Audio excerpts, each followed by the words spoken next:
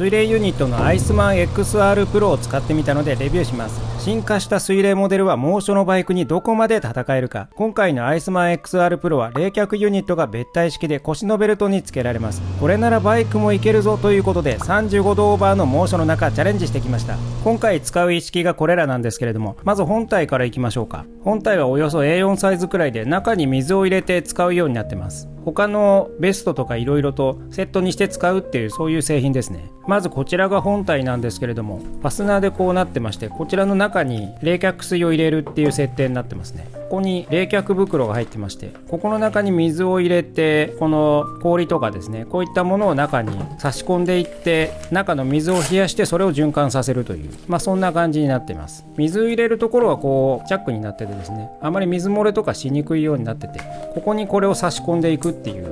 こんな仕組みですね。こんな風に専用品がすっぽりと入るっていう設定にはなっているので、この専用品使うとスペース的にちょうどよく効率がいいかなっていう、そんな感じの仕組みになってます。でこの専用のボトルなんですけど、これはただの普通の水をここから注いで入れるようになってまして、特に特殊な冷却液が入ってるとかではないですね。普通に水を入れてこの辺まで入れるっていう風になってます。それで冷凍庫に入れて凍らせておくとそのまま使えるっていう風な仕組みですね。あんまり入れすぎると膨張して容器膨らんじゃうので、ちょうどこれぐらいに少なめに入れるっていうのが妥当なようです。というのがまず本体ですね。こちらがセットでついてる冷却の普通の保冷剤なんですけど、これをこの内側のですね、体と接触する面のこちら側のところにスポッてこうやって入れておく。冷却面こっちなんでこうですね、こんな風に入れておいてボトルが温まるのを防ぐっていう、そんな感じですね。という風にすると一番長く持つよっていう風な使い方になってます。あとはついているのが専用のバッテリー。こちらはケーブルとバッテリー本体が入ってまして、こんな感じですね。モバイルバッテリーにも使えるようで、スマホとかですね、ここで充電ができるっていうおまけ機能もついてたりします。でこれをここの本体のここに入れて差し込んで使うっていう風な感じですね。ちょっとこれについてはまた後ほど詳しく説明しようと思います。あとはこちらがベルトに本体をつけるバックルですね。これをベルトにカシャって挟んでおいて、そこにこれを本体をカシって差し込むっていう、そんな感じの作りになってますというのが本体ですね。次にこちらがベストですね。こんな感じで、これ予備のチューブですね。それからこれがですね、本体とベストを連結する水のチューブになってます。そしてこれが、こんな感じのよくある冷却系のベストっぽい、そんな感じですね。こんな風になってます。ここにチューブがあって冷却水が回っていくっていう風な、そんな仕組みになってます。ここからここにこれをつないでいって、で本体にこっち側を接続してっていう風に、そんな感じになっています。結構薄いですね。素材がよくあるエアリズムとかですね、そういう速乾性の衣類に使うようなものになっているので、結構このすぐ乾きそうな感じですね。なので使っていてあんまり不快感がなさそうな、そんな存在になってます。とこれがベストで、こちらが首用ですね。こんな風にいろいろ入ってるんですけど、これが本来使う首用の首巻き物です。そしてこの辺は予備のもろもろですねっていう風になってまして、これは首の型をこうピシッとこうするためのものだと思うんですけど、収まりが悪ければこの辺使っていくといいのかなっていう風なものですね。でこちら名前はウォーターマグナム2という製品なんですけど、名前ちょっと分かりづらいですけどね、多分開発された時期なのでこういう名前になったのかなと思うんですが、こんな風にですね、首の後ろにペラッとこう布みたいになってまして、ここが日よけになるっていう、そんなおまけもついてます。取れるみたいですね。ファスナーがこうなってるんで、こんな風にどうやって取れるという風な設定にはなってます。でここに例のチューブをですねつないで、ベストとつないで水を吸わせていくっていう風な、そんな仕組みになってます。こちら頭用ですね。ヘルメット専用という風になってます。一応バイクのヘルメットも使えるよっていう触れ込みなので、ちょっとこれも使ってみたいと思いますが、ヘルメットの中暑いですからね。実際にこれを使ってそれなりに涼しくなるんであれば非常にありがたい製品なんですけど、こんな風にですね頭にかぶる形になってて、こっちの方からまたチューブでですね水を吸わせていくっていう風になってます。でこの辺がですね、頭の上の方のこの辺りですね、この辺が面上に水が渡るようになっているんで、比較的広範囲に冷水が回っていくっていう風な、そんな仕組みになってます。ちょっとこれ面白そうですよね。こちら名前がウォーターマグナム CD2 という風な名前なんですけど、これも名前紛らわしいですけど、ウォーターマグナムヘッドとかですね、そうしてもらえるとちょっと分かりやすいですけどね。一応ヘルメット、工事用ヘルメット、バイク用ヘルメット専用っていう風にこうやって書いてあるんですけども、こんな感じですね。バイク用にはちょっと厳しそうな気がしますよね。雰囲気そんな感じしますよね。これを使う想定でサイズとフィッティングをヘルメット側しないと、普通のヘルメット、いつものヘルメットで長い時間使うと頭が圧迫されるかもと心配になる人も多そうですけど、これも実際つけてみてかぶりつつ連続走行してみたいと思います。はい、じゃあ走っていきましょうか。今日外気温33度って今なってますね。メーターの温度計が正しければ。最高気温35、6度っていう風に言われてるので、これからもっと暑くなりそうかなと思うんですけど、とりあえず今ですね、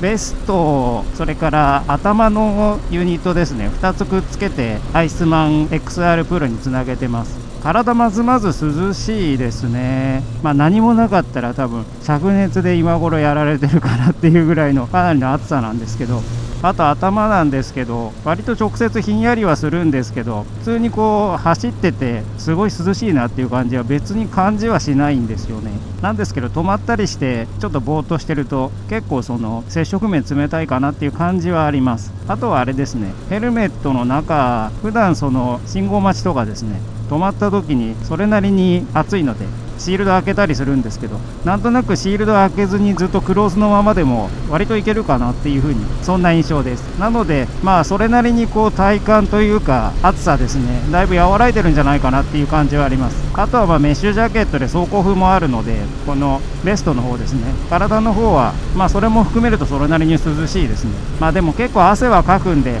やっぱりその暑いは暑いです。汗かく量は結構減るかなっていう感じはあるんで、今頃もっと普通に何もしてないと汗だくになってる頃なんで、この辺今市街地走行なんですけど、一番過酷というかしんどいとこですね。ストップ&ゴーも多くて、日差しも強くてですね、逃げ場ないっていう風な感じの状況なんですけど、しかも乗ってるバイクが CB400 スーパーボールドールですね。足の方からもなかなかにこう暑さが上がってきて、割と強烈な感じではあります。という普段この CB400 さん真夏乗らないんですけど暑いのでなんですが、今日は頑張ってこのアイスマンプロでですね、なんとか頑張っていこうっていう風な感じで今のところやっております。今スタートしてからですね、30分ぐらいとかですね、気温はもう35度に上がってますね。持続時間はですね、一応3時間くらい持つという風なことなんで、メーカーさんのお話ではですね、なのでこれでとりあえず実際現実的に何時間いけるかっていうのを試してみようと思うんですけど、今ヘルメットの中、顔のあたりは結構汗かいてますね。シールド開けないとやっぱり辛いですね。とりあえずこんな感じでしばらく走ってみて、また1時間後ぐらいとかですね、それぐらいの走行感をお話ししようかなと思います。ヘルメットとの干渉なんですけど、今のところそんなに痛かったりはしないですね。それなりにでも普通に何もしないでヘルメットをかぶるよりもちょっときつい感じにはなるので、フィッティングがしっかりこう救急のヘルメットだと人によってはだいぶ頭痛いっていう風になるかもしれないんですけど、今のところレンタロウは30分1時間ぐらいだと特に問題なくいけてます。でも今日とびきり暑いですね。普通に乗っててとんでもなく暑いので足もやばいですね。このバイク本当に足がすごく暑いので、下から全体に上がってきて上の方涼しくしても全体がすごく死にそうに暑い感じになってます。今このアイスマン XR プロを起動してだいたい1時間くらいになりますかね。事前準備のあたりで起動していて水回してたんですけど、今のところ普通に全開で涼しいです。とはいえ汗も結構かいてるんで、それの気化熱の涼しさと一体どっちが涼しいんだみたいな、だんだんよくわからなくなってくるんですけど、多分なかったらもっと辛い感じではあると思いますね。いや、何より日陰が欲しい。日向にさらされてずっとこの自分自身が温められてるっていうのがこれくらいの気温だと相当きついですね。しかも何度も言うんですけど、バイクが暑い。バイクが暑い。ちょっとこれから千葉方面に高速軽く乗って、そこからまた状況をお知らせしようかなと思います。はい、ということで1時間くらい走ってきました。走り出しよりだいぶこの暑さが体に染みるんですけれども、だんだんこの冷たさ、涼しさ感覚がだんだんよくわからなくはなってきましたね。でも頭の方とかですね、かき氷食べた時のキンキンな感じというか、頭痛くなる感じというか、そういうののすごいライトな感じっていう風な感覚はあるんで、多分冷たいんだと思います。体の方も汗かいてるんでやっぱよくわかんないんですけど、でも多分これ冷たいですね。汗の涼しさなのかアイスマンの涼しさなのかどっちかよくわからないけど、涼しいは涼しい感はあります。今36度を指してまして、さっき一時的に37度とかなってましたけど、この辺のバイクの周辺ですね、外気温はその36、7度くらいに今のところなってるようです。実際本当暑いですね。この辺りそんなにストップ&ゴーが多くはないので、さっきのですね最初の方の市街地走行、その辺よりはだいぶ気分は楽かなっていうところですね。このアイスマン XR プロはですね、つないでるウォーターマグナムベストっていうものが冷却部分が面になってるので、やっぱりその前に使ってた旧式のですねチューブのものよりこっちの方が涼しいかなっていうのはあります。今時点で起動から1時間半くらいですね。そのうち走ってるのが1時間ちょっとなんですけど、メーカーによると3時間くらいということなんで、半分くらい溶けてるんですかね。今どうなんでしょう、ちょっと見れないので分かんないんですけど、今のところちゃんと動いてそうな感じはします。最終終盤の頃になってくると弱くなってくるでしょうね。今のところ冷却効果はまだちゃんと保ってそうなんですけど、2時間超えたぐらいでどうなるのかちょっと分かんないんですけど、いやー足が熱い。足対策をしたいですね。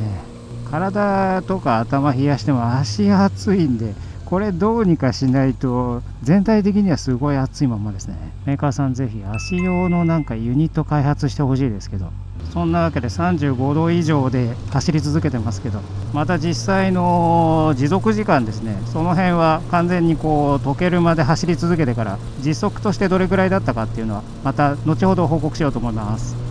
さて実際に冷却力の持ち時間なんですけれども、専用の 700ml モンスターマックスと専用保冷剤の併用で連続運転を丸2時間使った時点で氷は溶けてましたね。水はまだ冷水だったんで2時間連続運転まではいけると思って良さそうです。メーカーさんによると室内35度で3時間持つそうなんですけれども、屋外の炎天下でかつ下に熱気があるバイク乗車だと2時間くらいにだいぶ短縮されるようですね。ということは1時間半から2時間ごとくらいには冷却ソースを入れ替えていく想定が必要ですね。実際どういうやり方が現実的かというと、バイクの場合は専用品を使わずに冷凍ペットボトルが手軽にはなりますね。一応 500ml ペットボトルはですね頑張ると入ります。それなりにスペースはあるんで、ここにギュギュッとですね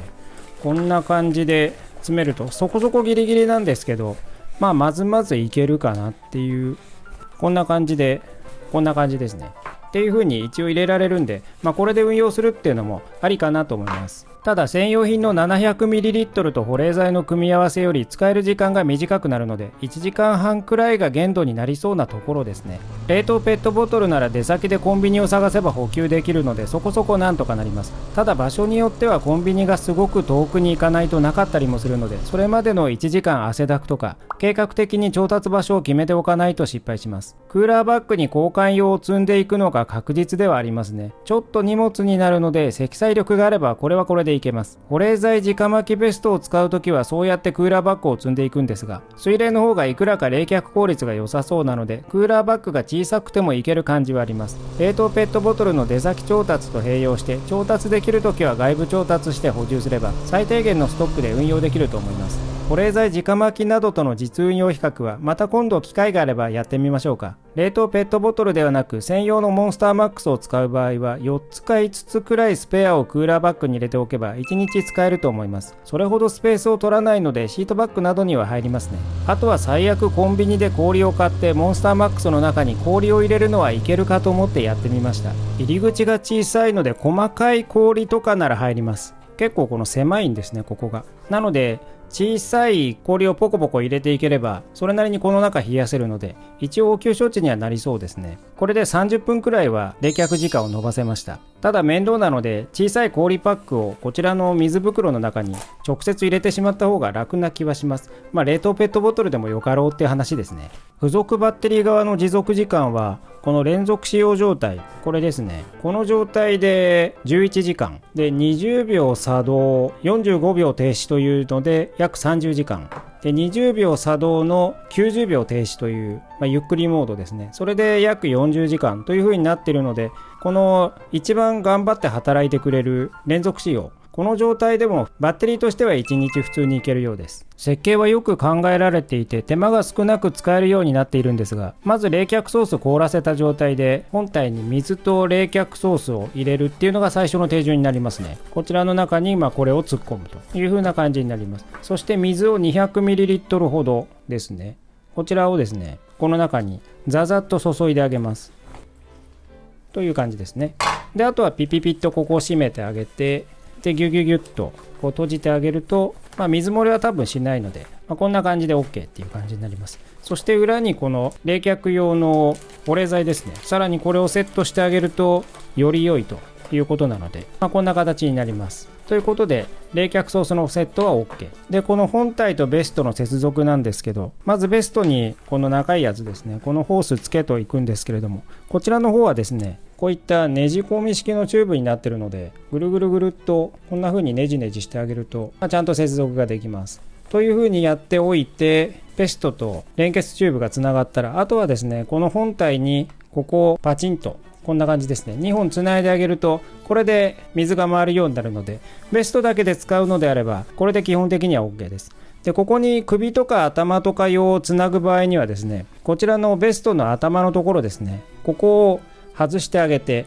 こんな風に、そうするとこうなるので、ここにですねこの頭とか首のチューブですね、これを接続してあげればいいという割と素敵な仕様になってるんですよね。これも同じようにくるくるくるっとねじ込んであげれば両方とも入るんで、この時にチューブが交差したりとかですね、そういう風にしないように気をつけてあげるっていうところは必要なんですけど、これで連結が完了しました。この状態であとは普通に電源を入れて、このバッテリーですね、こちらでペットオンにしてあげれば、これで水が循環して回っていくっていう風な、そんな仕組みになっています。今だいぶキュルキュルと水が回ってますね。結構すぐに冷水が循環していくので、すぐに涼しくなります。まずまず性能のいいアイスマン XR Pro なんですけれども、メーカー希望小売価格を見ると XR Pro 本体は税抜き 35,400 円となっています。実売調査結果はこの後紹介しますが、もっと安いので安心してください。本体にはバッテリー、冷却剤モンスターマックスとサブ保冷剤がセットになっています。ベストや首の冷却のものですね、その辺はセットではなく別に販売されています。ウォーターマグナムベスト、こちらが税抜き 24,000 円、首冷却のウォーターマグナム2が税抜き 11,500 円、頭のウォーターマグナム 3D2 が税抜き 10,500 円、メーカー希望小売価格で合計すると本体とベスト合わせて 59,400 円、税込み 65,340 円、全部揃えると 81,400 円、税込み 89,500 円、なかなかの高額な設定ですね。実売調査結果なんですけれども、本体が税込み 17,000 円くらい、本体とベスト合わせて税込み 28,000 円から 29,000 円くらいで売っているようで、熱中症リスクを大幅に下げられると考えると高くないとも言えるかもしれません。メインは現場作業系の方々に向けた製品なので、プロ仕様ということでお値段張り気味です。趣味のバイクユーザーにはちょっと痛い出費かもしれませんが、性能は間違いないです。バイク用として進化を期待したいポイントをまとめてみましょうか。バイクは足腰が熱いので、足用があると全身涼しくなりますね。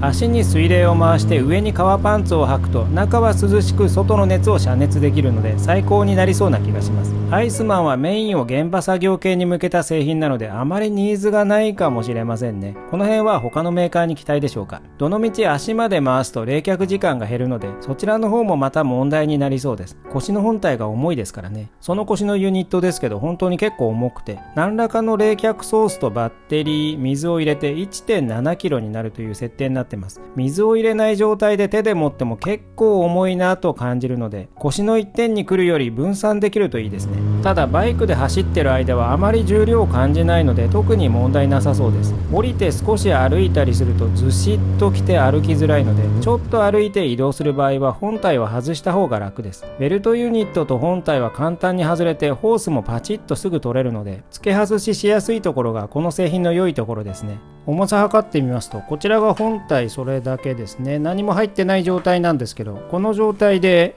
700g 弱くらいになりますかねという風な数字になってます。こちらは水も入れてなくバッテリーもなくてですね、そしてバッテリー本体が今 134g っていう風に出てます。133、4、130g ぐらいですね。ここにあと冷却ソース、例えばペットボトルを入れると 500ml なので 500g ぐらいですかね。専用のこちらのモンスターマックス、これは 700ml だそうなんで 700g ちょっとになるのかなという風な感じになります。ここにあと 200ml の水が入って循環するという風になります。そこそこの重さにはなりますね。重さに絡んでちょっとでも腰を軽量化したいので、容量が少なくて軽い USB バッテリーを使ったり、延長してウェアのポケットに入れたりと USB の方がいろいろやりやすそうです。コントローラーとバッテリーが別になっていて、バッテリーだけ別のものを使えるとより扱いやすくなりそうです。さて、猛暑のバイクに本格的に使えるかというと、おおむね丸です。冷却効果は十分 OK レベルなので、冷やしたいという目的はきちんと達成できます。面で冷却するので、水冷製品の中でおそらく冷感性能が最強ではないかと思います。薄い速乾性の素材なのもいいですね。ベスト自体薄いので着用の邪魔にもならないので、ベストだけで運用することでも良いと思います。首はちょっとボリュームがありますが、バイク乗車に不具合はないのでこれもいけます。ただホース連結があるので、食事中ちょっと首だけ外したいとか、そういう際には多少工夫が必要です。頭は全体がエアコンの中にいるようには涼しいわけではないので、過度な期待はしない方が良いと思いますが、